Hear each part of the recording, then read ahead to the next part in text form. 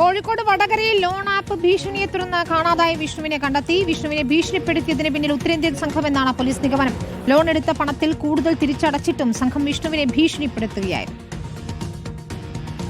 കഴിഞ്ഞ തിങ്കളാഴ്ചയാണ് വടകര ആയഞ്ചേരി സ്വദേശിയായ വിഷ്ണുവിനെ കാണാതായത്.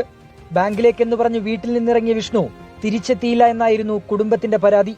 പോലീസ് കേസെടുത്ത് അന്വേഷണം തുടരുന്നതിനിടെയാണ് ഇന്ന് രാവിലെ പയ്യന്നൂരിൽ നിന്ന് വിഷ്ണു ബന്ധുക്കളെ വിളിച്ചത്. തുടർന്ന് ബന്ധുക്കളെത്തി വിഷ്ണുവുമായി നാട്ടിലേക്ക് മടങ്ങുകയായിരുന്നു.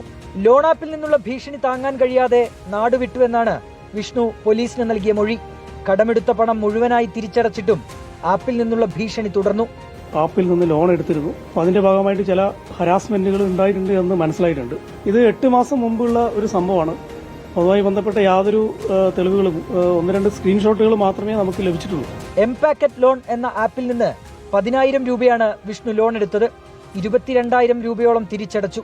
കൂടുതൽ പണം ആവശ്യപ്പെട്ടെങ്കിലും വിഷ്ണു നൽകാതിരുന്നതോടെ മോർഫ് ചെയ്ത ചിത്രങ്ങൾ അയച്ച് ഭീഷണിപ്പെടുത്തി.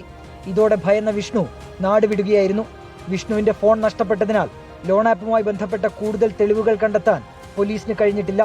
ഉത്തരേന്ത്യൻ സംഘങ്ങളെ കേന്ദ്രീകരിച്ച് അന്വേഷണം തുടരുകയാണ് പോലീസ്. റിപ്പോർട്ടർ, കോഴിക്കോട്.